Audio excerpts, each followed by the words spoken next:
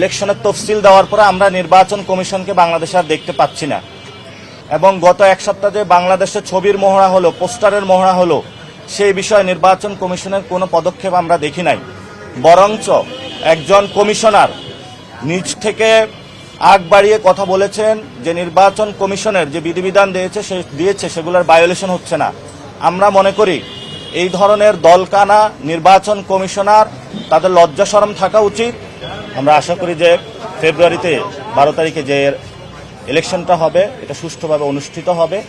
তবে আমাদের কিছু অস্বস্তির জায়গা রয়েছে, যেমন আজকে আমরা দেখলাম যে জাতীয় পার্টির প্রার্থী রয়েছে, পুরো বাংলাদেশের জাতীয় পার্টি প্রার্থী দিচ্ছে, এটা আমাদের একটা অস্বস্তির জায়গা রয়েছে। সাথে সাথে আমরা ব্রিটিশ কলোনিয়াল পিরিয়ডে যেই ধরনের ব্যবস্থাগুলো দেখেছি, কাগজপত্রের আমলাতান্ত্রিক জটিলতা, সেগুলো আমরা দেখেছি।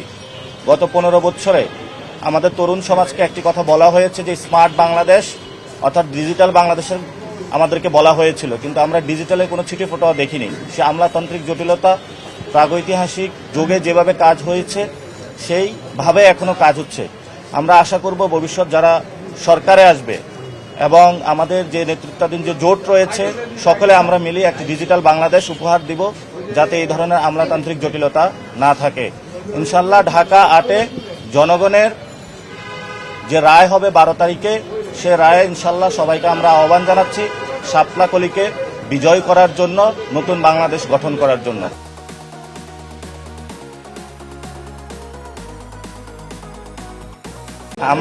আমরা এই অফিসে যতটুকু দেখেছি সেখানে ওনাদের নিরপেক্ষতা দেখেছি এবং সকলের সামনে ওনারা কথা বলেছেন, কিন্তু বিভিন্ন জায়গায় যেমন দেবিদ্বারে সেখানে ঋণ খেলাপি যেটা হলো হাসনাত আব্দুল্লাহ আপত্তি তুলেছিলেন, সেটার এখনো সুরাহা করা হয়নি এবং বিভিন্ন জায়গাতে আরও আছে প্রশাসন বিএনপির দিকে ঝুঁকে পড়েছে, তারা সেই বিষয়গুলো আপত্তি তুলেছেন।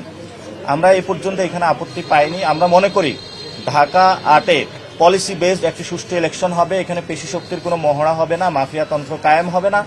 আমরা এখনো পরিস্থিতি যেটা দেখছি সেটাতে আমরা মনে করি নিরাপত্তার ঘাটতি রয়েছে, অর্থাৎ নিরাপত্তা নিয়ে আমরা শঙ্কিত রয়েছি এবং আমাদের যারা আমাদের সাথে কাজ করছেন তারাও নিরাপত্তা নিয়ে শঙ্কিত রয়েছেন। কিন্তু প্রশাসনের দিক থেকে যদি ওনারা আরও অ্যাক্টিভ হন, আমরা আশা করি ঢাকা 8-এ একটি সুষ্ঠু ইলেকশন করা সম্ভব বলে আশা করি।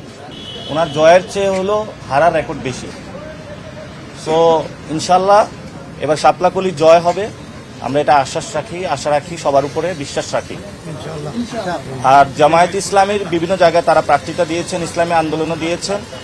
আমাদের আজকে প্রিলিমিনারি একটি মিটিং রয়েছে কেন্দ্রীয়ভাবে, আশা করি যে কালকে মনোনয়নের যে যাচাই বাছাইটা কালকেও চলবে, তো সেই ক্ষেত্রে 5 তারিখ পর্যন্ত আমরা আশা করি আমাদের এই বিষয়গুলো সমস্যার সমাধান হয়ে যাবে। ওনাদের যে মনোনয়ন ফর্মগুলো টিকবে না, আমাদের যেগুলো টিকবে সেগুলো নিয়ে আমরা একটি সুন্দর যাত্রা করে সরকার গঠনের দিকে যেতে পারবো আশা করি। এটা আমরা স্পষ্ট করেছিলাম, আজকে কালকে যাচাইয়ের পরে এটা আসবে। আমাদের টোটাল আমরা 47টা দিয়েছিলাম, এর মধ্যে একটি অ্যাকসেপ্টেড হয়নি, ওনার একটু সময় লেট হয়ে গিয়েছিল, বাকিগুলো অ্যাকসেপ্টেড হয়েছে। যাচাই বাছাইয়ের পরে যখন রেজাল্ট আসবে তারপরে আমরা দেখতে পাবো যে টোটাল কয়টি হয়েছে। অর্থাৎ আমরা এখানে সংখ্যাটা বাড়ানোর চেষ্টা করি নাই, আমাদের কয়টি আসনে ইনশাল্লাহ আমরা জয় ছিনিয়ে নিয়ে আসতে পারবো সেটা চিন্তায় করে দিয়েছি। এবং জামায়াত ইসলামী আন্দোলন, এবি পার্টি এবং যে আমাদের জোটটা রয়েছে, মামুনুল হকের পার্টি রয়েছে, আমরা সবাই মিলে যাতে সরকার গঠন করতে পারি সেই প্রচেষ্টার অংশীজন হিসাবেই আমরা এই জোটে মনোনয়ন জমা দিয়েছি এবং যে বিজয়ী আসন হিসাবে আমরা নিয়ে আসতে পারবো সেখানেও হলো বিজয়ী আসন হিসাবে আমরা বেশি দেখেছি, আমরা সংখ্যা বাড়ানোর চেষ্টা করি নাই। আর বাংলাদেশের বর্তমান যে পরিস্থিতি রয়েছে, নির্বাচন কমিশন ইলেকশনের তফসিল দেওয়ার পরে আমরা নির্বাচন কমিশনকে বাংলাদেশে আর দেখতে পাচ্ছি না। চিফ ইলেকশন কমিশনার থেকে শুরু করে বিভিন্ন জায়গায় বাংলাদেশের বড় ধরনের শোডাউন হচ্ছে পলিটিক্যাল পার্টিগুলো। আমরা সেই বিষয়ে নির্বাচন কমিশনকে আহ্বান জানাবো, যদি আপনি দায়িত্ব পালনে কোথাও অপারগতা দেখেন বা কোথাও থেকে প্রেশার ফিল করেন, জনগণের সামনে আসুন, জনগণকে চেহারা দেখান। এই যে 2 দিন যাচাই বাছাই প্রক্রিয়া চলতেছে, আমরা এই ধরনের নির্বাচন কমিশন থেকে একটি স্টেটমেন্টও দেখি নাই এবং গত এক সপ্তাহে বাংলাদেশে ছবির মহড়া হলো, পোস্টারের মহড়া হলো, সেই বিষয়ে নির্বাচন কমিশনের কোনো পদক্ষেপ আমরা দেখি নাই। বরঞ্চ একজন কমিশনার নিজ থেকে আগ বাড়িয়ে কথা বলেছেন যে নির্বাচন কমিশনের যে বিধিবিধান দিয়েছে সেগুলোর ভায়োলেশন হচ্ছে না। আমরা মনে করি এই ধরনের দলকানা নির্বাচন কমিশনার তাদের লজ্জা শরম থাকা উচিত এবং অতি দ্রুত তাদের পদত্যাগ করা উচিত। ধন্যবাদ সবাইকে। আসসালামু আলাইকুম।